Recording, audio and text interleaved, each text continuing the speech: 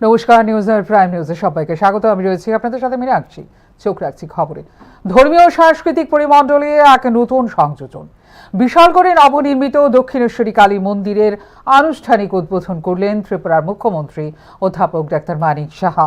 এদিন মন্দিরের উদ্বোধনী অনুষ্ঠানে উপস্থিত ছিলেন প্রশাসনের ঊর্ধ্বতন আধিকারিক, জনপ্রতিনিধি এবং এলাকার বিশিষ্ট নাগরিকরা। বিশালগড়ে নবনির্মিত দক্ষিণেশ্বরী কালী মন্দিরের দ্বারোদ্ঘাটনের মাধ্যমে এলাকার ধর্মীয় পরিকাঠামো আরও সমৃদ্ধ হলো। মুখ্যমন্ত্রী ডাক্তার মানিক সাহা পূজা অর্চনা ও ফিতে কেটে মন্দিরের আনুষ্ঠানিক উদ্বোধন করেন। অনুষ্ঠানে উপস্থিত অতিথিরা মন্দির নির্মাণের উদ্যোগকে সাধুবাদ জানান এবং ধর্মীয় সম্প্রীতি ও সামাজিক ঐক্য বজায় রাখার আহ্বান জানান। অনুষ্ঠানে বক্তব্য রাখতে গিয়ে মুখ্যমন্ত্রী বলেন, আস্থা ও বিশ্বাস মানুষের জীবনকে আলোকিত করে আর আধ্যাত্মিক চেতনা সমাজকে সঠিক পথের দিশা দেখায়। নাস্তিকের মানসিকতা থেকে আস্তিকের পরিবেশে উত্তরণের এই যাত্রা মানব জীবনে শান্তি, মূল্যবোধ ও মানবিকতার বিকাশকে আরও সুদৃঢ় করে। তিনি পণ্ডিত দীনদয়াল উপাধ্যায় থেকে শুরু করে প্রধানমন্ত্রী নরেন্দ্র মোদীর আধ্যাত্মিক চিন্তাধারার মাধ্যমে দেশ কিভাবে এগিয়ে যাচ্ছে সে বিষয়ে আলোচনা করেন। ইন্টিগ্রাল হিউম্যানিজম যেটাকে বলে, সেই ইন্টিগ্রাল হিউম্যানিজম আজকে সারা পৃথিবীর মধ্যে এখন উনাকে নিয়ে রিসার্চ হচ্ছে যে উনি কি বলেছেন। যে আজকে মাননীয় প্রধানমন্ত্রী আমাদের কি বলেছেন, সবকা সাথ সবকা বিকাশ বিশ্বাসের প্রয়াস, অর্থাৎ সবাইকে নিয়ে আমাদের যে চলতে হবে, এটা তখনই আমাদের পণ্ডিত দীনদয়ালজি বলে গেছেন। আজকে উনি প্রাসঙ্গিক, তখনও উনি বলেছেন। এবং আমি বলবো যে একদিকে উনি রাষ্ট্রবাদী পুরুষ, রাষ্ট্রের কথা উনি প্রথমে বলেছেন, দেশের কথা বলেছেন। আমরাও রাজ্যের কথা ভাবি, আমরা দেশের কথা বলি, তারপরে আমরা আমাদের যে সংস্থা, সেই সংস্থার কথা ভাবি এবং পরবর্তী সময় আমরা নিজেদের কথা ভাবি।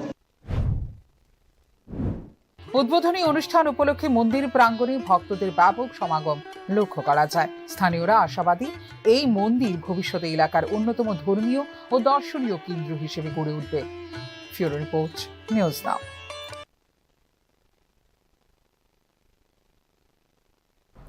মাদাই বিধানসভা কেন্দ্রের বিশ্বরামবী গ্রাম পাড়ায় দীর্ঘদিন ধরে বিপজ্জনক অবস্থায় রয়েছে এলাকার প্রধান সড়কের একটি ব্রিজ। প্রায় 5 মাস আগে ব্রিজটির সাইড ওয়াল ভেঙে পড়লেও এখনো পর্যন্ত মেরামতের কোনো উদ্যোগ নেওয়া হয়নি বলে অভিযোগ স্থানীয়দের। ফলে প্রতিদিন জীবনের ঝুঁকি নিয়ে এই ব্রিজ দিয়ে যাতায়াত করছেন সাধারণ মানুষ। স্থানীয়দের দাবি, দ্রুত মেরামতের ব্যবস্থা না করা হলে যে কোনো সময় ঘটে যেতে পারে বড় ধরনের দুর্ঘটনা। মাদের বিশ্বরামবী গ্রাম পাড়ার অত্যন্ত গুরুত্বপূর্ণ ব্রিজ হলো বিশ্বরামবী গ্রাম পাড়ার এই ব্রিজটি। এই ব্রিজ এলাকার মানুষের যাতায়াতের একমাত্র প্রধান ভরসা। স্কুল কলেজের পড়ুয়া, রোগী, ব্যবসায়ী সহ প্রতিদিন শত শত মানুষ এই সড়ক ব্যবহার করেন। কিন্তু প্রায় 5 মাস আগে ব্রিজটির এক পাশের সাইড ওয়াল ভেঙে পড়লেও এখনো পর্যন্ত তা মেরামত করা হয়নি। স্থানীয়দের অভিযোগ, বারবার সংশ্লিষ্ট দপ্তর, প্রশাসন এবং জনপ্রতিনিধিদের বিষয়টি জানানো হলেও কোনো কার্যকর পদক্ষেপ নেওয়া হয়নি। ফলে প্রতিনিয়ত দুর্ঘটনার আশঙ্কা নিয়ে চলাচল করতে হচ্ছে সাধারণ মানুষকে। কতদিন ধরে এই ব্রিজটা ভাঙা ছিল? প্রায় 3-4 মাস। 3-4 মাস। কেউ বা কারা দেখছে? এটা তো ভাই আমি জানি না, আমার পাড়ার 8টা পাড়া। হ্যাঁ, তবে তো এই রাস্তা দিয়ে আসা যাওয়া করে আপনারা মাঝে মধ্যে। হ্যাঁ, এই বিষয়টা নিয়ে বর্তমানে সরকারকে কি বলবেন আপনারা, যারা যান চালক, অটো চালক, বাইক চালক? এটা তো রাস্তা ঠিক করে দিলে ভালো হয় আর কি। বড় সড়ো দুর্ঘটনা যে কোনো সময় হইতে পারে, করতেই পারে এটা। তারপর ওই সাইডে তো ভাঙা, এই বিষয়টা নিয়ে কি বলবেন? গভর্নমেন্ট দেখার দরকার। আমার যা মনে হয় গভর্নমেন্ট অবশ্যই এমনি 3-4 মাস হয়ে গেছে, এখন পর্যন্ত এলাকাবাসীর আরো দাবি, মান্দাইয়ের বিধায়ক স্বপ্না দেববর্মা এবং এমডিসি জগদীশ দেববর্মার নজরে বিষয়টি আনা হলেও এখনো পর্যন্ত সমস্যার সমাধান হয়নি। তাই দ্রুত ব্রিজটির সাইড ওয়াল পুনর্নির্মাণ ও নিরাপত্তা ব্যবস্থা জোরদারের দাবিতে সংবাদ মাধ্যমের দ্বারস্থ হয়েছেন স্থানীয় বাসিন্দারা। ফিউরো রিপোর্ট, নিউজ নাও।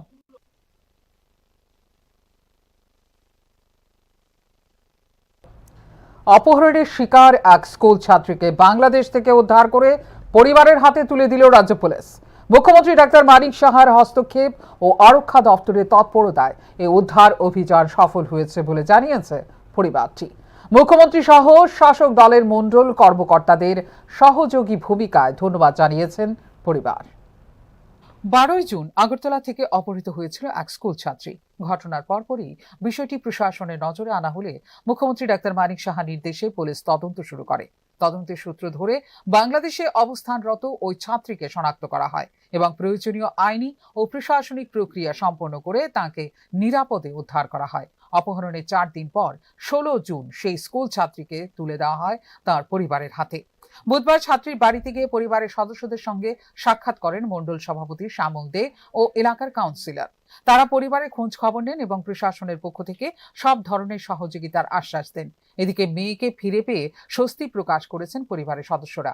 তারা মুখ্যমন্ত্রী ডাক্তার মানিক সাহা, রাজ্য পুলিশ এবং সংশ্লিষ্ট প্রশাসনিক আধিকারিকদের ধন্যবাদ জানিয়ে বলেন, দ্রুত পদক্ষেপ না নিলে তাদের মেয়েকে ফিরিয়ে আনা সম্ভব হতো না। বাড়ি থেকে বাড়িছে স্কুলে যাওয়ার কথা আগে কোথায় রেজিস্ট্রেশন ফিল আপ করবো, স্কুলে যাবো। তো আমি তো অফিসে গেছি গা, আমার মেয়ে স্কুলে এরপর 2:30টার সময় আমার মেয়ের ফোন করছি গার্ডের কাছে। গার্ড করছি স্কুল আসে না, স্যারের ফোন করছি, স্যার রেজিস্ট্রেশন খাতা খুললে দেয় আর অ্যাটেন্ডেন্স খাতা খুললে দেয়, স্যার আমার মেয়ে স্কুলে গেছে না। এরপরে খোঁজাখুঁজি করে দেয়, আমার মেয়ে নিখোঁজ। এরপরে ওএসপিএসে একটা মিসিং ডায়েরি করলাম, করার পরে এরপর আমার লোকাল যে আমার councillor, Mondal president, word president, তার কাছে তারা নিয়ে সিএম স্যারের দ্বারস্থ হইয়া আমার মেয়েরে আমি 16 তারিখ সন্ধ্যা 6টার সময় আমার মেয়েরে পাইলাম। কই গেছিল ফিরে? আমার মেয়ে বাংলাদেশ বাজার করে দিছিল। আচ্ছা, কারা করছিল এরকম? এরকম তো অনেকেই পাইছি, অনেকেই নাম নিশানা পাইছি। ওখানে তো মেয়ে তো মুখ খুললা কইলে আমরা কইতে পারবো। যদিও এই ঘটনায় অপহরণকারী কিংবা প্রকৃত রহস্য কি রয়েছে তা এখনো স্পষ্ট করে জানা যায়নি। স্কুল ছাত্রীর পরিবার বিষয়টি চাপা রেখেই মেয়ে ঘরে ফিরে আসার বিষয় নিয়ে সন্তোষ প্রকাশ করছেন। ফিউরো রিপোর্ট, নিউজ নাও।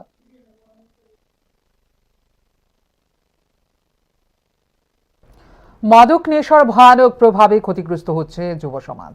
আমাদের রাজ্যে একাধিক সমীক্ষায় দেখা গেছে স্কুল স্তর থেকেই নেশার প্রতি আসক্ত হচ্ছে একাংশ ছেলে মেয়ে।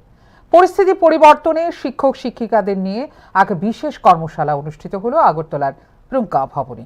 কর্মশালায় অংশ নেন পশ্চিম ত্রিপুরা জেলার জেলা শাসক ডক্টর বিশাল কুমার সহ শিক্ষা দপ্তরের আধিকারিকেরা। মানসিক স্বাস্থ্য, কিশোর স্বাস্থ্য, মাদকাসক্তি প্রতিরোধ এবং বাল্যবিবাহের মতো গুরুত্বপূর্ণ সামাজিক বিষয়কে সামনে রেখে আগরতলার প্রজ্ঞা ভবনে শুরু হয়েছে 2 দিনব্যাপী এক কর্মশালা। সমাজের বিভিন্ন স্তরে সচেতনতা বৃদ্ধি এবং কিশোর কিশোরীদের জন্য নিরাপদ ও স্বাস্থ্যকর পরিবেশ গড়ে তোলা এই কর্মশালার মূল উদ্দেশ্য। কর্মশালার উদ্বোধনী অনুষ্ঠানে উপস্থিত ছিলেন পশ্চিম ত্রিপুরা জেলার জেলা শাসক ডক্টর বিশাল কুমার। এছাড়াও বিভিন্ন বিদ্যালয়ের প্রধান শিক্ষক শিক্ষিকা, শিক্ষা দপ্তরের আধিকারিক, সমাজকর্মী এবং LGBTQIA+ সম্প্রদায়ের প্রতিনিধিরা অংশগ্রহণ করেন। আলোচনায় বিশেষ গুরুত্ব পায় কিশোর কিশোরীদের মানসিক স্বাস্থ্য সংক্রান্ত সমস্যা, মাদকাসক্তির ক্রমবর্ধমান প্রভাব এবং বাল্যবিবাহের ক্ষতিকর দিক। বক্তারা জানান, পরিবার, শিক্ষা প্রতিষ্ঠান এবং সমাজের সমন্বিত উদ্যোগের মাধ্যমেই এইসব সামাজিক সমস্যার কার্যকর মোকাবিলা সম্ভব। 2 দিনের এই কর্মশালায় অংশগ্রহণকারীদের বিভিন্ন বিষয়ভিত্তিক সেশন, আলোচনা এবং অভিজ্ঞতা বিনিময়ের মাধ্যমে সচেতনতা ও দক্ষতা বৃদ্ধির সুযোগ করে দেওয়া হচ্ছে। এই বিষয়ে কথা বলতে গিয়ে জেলা শাসক ডক্টর বিশাল কুমার স্কুল স্তরে ছেলে মেয়েদের নেশার আসক্তি বৃদ্ধির ঘটনায় উদ্বেগ প্রকাশ করেন। এসব প্রতিরোধে এই ধরনের কর্মশালা বলে জেলা শাসকের অভিমত।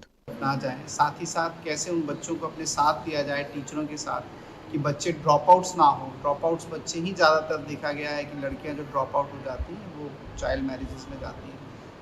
साथ ही के साथ जो पढ़ाई की गुणवत्ता है, माने कि जो क्वालिटी है, उसको कैसे इम्प्रूव किया जाए। टीचर्स के अंदर जो कभी कभी मोटिवेशंस की भावना की कमी दिखती है, उसको कैसे इम्प्रूव किया जाए। एवं जेंडर रिलेटेड जो भी समस्याएं हैं जो हमारी बच्चियां फेस करती हैं स्कूलों में, उन पर भी हम लोग इस वर्कशॉप पे बात करेंगे। और हमें उम्मीद है कि जो भी हेडमास्टर्स एवं असिस्टेंट हेडमास्टर आए हैं उनको इस वर्कशॉप से फ़ायदा होगा। हमारे बच्चों के सामूहिक विकास में इस वर्कशॉप से बहुत ही महत्वपूर्ण योगदान रहेगा। सर, ताकि अपने HM के साथ ये वर्कशॉप किया है, अब एडमिनिस्ट्रेशन को क्या लगता है कि स्कूल में ये जो ड्रग्स एब्यूज़र का जो संख्या है वो बढ़ रहा है या उसकी स्थिति क्या है? देखिए, ज़्यादातर जो ड्रग यूजर्स जो होते हैं वो 15 से 25 साल की उम्र में वो लोग स्टार्ट करते हैं। और ये बहुत ही इम्पॉर्टेंट है कि हम उनको स्कूल के लेवल पे ही इस तरीके से उनके मस्तिष्क को संतुलित करें कि वो ड्रग्स की लत को पड़े ही ना उसमें। आपने पूछा कि क्या संख्या बढ़ रही है, तो अमूमन देखा गया है, जो भी डाटा है, कि कुछ संख्या में वृद्धि हुई है और इसीलिए सरकार ने इसको बहुत ही गंभीर रूप से लिया है और हम अब एकदम रूट से शुरुआत कर रहे हैं, मतलब जड़ से शुरुआत कर रहे हैं ताकि बच्चों की लत ही ना लगे। और इस लत ना लगना मतलब प्रिवेंशन ही इसका इस समस्या का क्यों है। আয়োজকরা আশাবাদী এই উদ্যোগ ভবিষ্যতে সমাজে ইতিবাচক পরিবর্তন আনতে গুরুত্বপূর্ণ ভূমিকা পালন করবে। ব্যুরো রিপোর্ট, নিউজ নাও।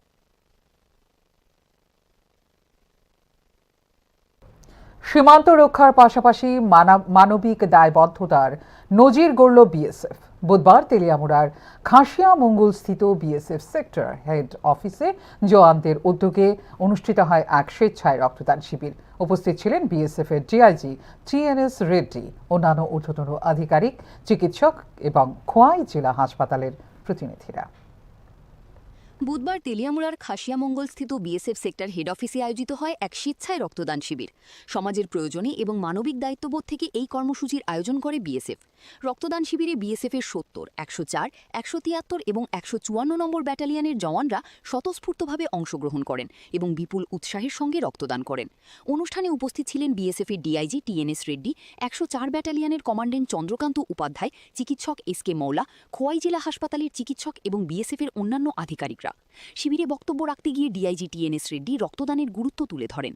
তিনি বলেন, রক্তদান একটি মহৎ সামাজিক দায়িত্ব এবং একজনের দান করা রক্ত অন্য একজন মানুষের জীবন বাঁচাতে পারে।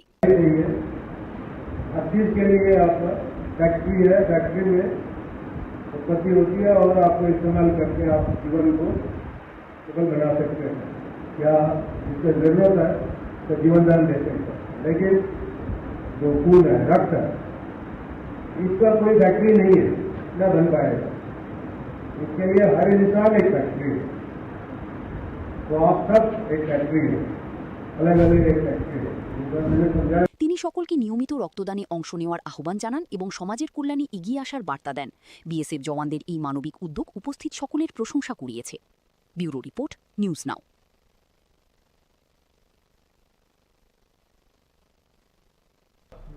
রেল যাত্রীদের বিভিন্ন সমস্যার সমাধান এবং পরিষেবা উন্নয়নের দাবিতে আগরতলা রেল স্টেশন ম্যানেজারের কাছে দাবি জানালো এসইউসিআই।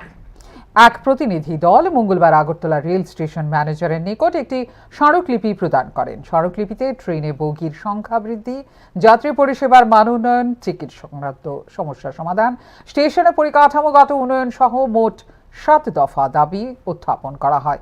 সংগঠনের প্রতিনিধিরা জানান, যাত্রীদের ক্রমবর্ধমান ভিড়ের তুলনায় বর্তমান পরিষেবা পর্যাপ্ত নয়। তাই সাধারণ যাত্রীদের স্বার্থে দ্রুত দাবিগুলো বাস্তবায়নের জন্য রেল কর্তৃপক্ষের দৃষ্টি আকর্ষণ করা হয়েছে।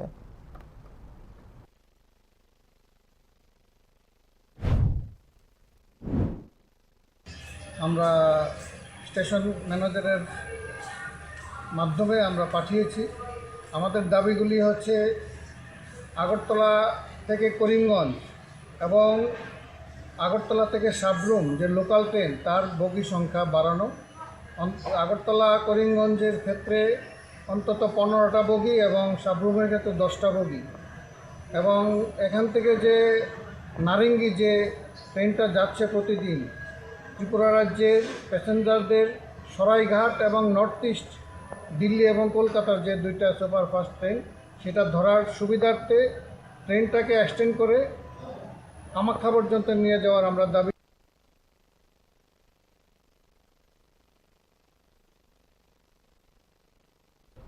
এখনকার মতো এই মুহূর্তে সংবাদ এই পর্যন্ত। অন্যান্য আপডেটস দেখার জন্য অবশ্যই নজর রাখতে হবে নিউজ নাওর পর্দায়। নমস্কার, শুভরাত্রি।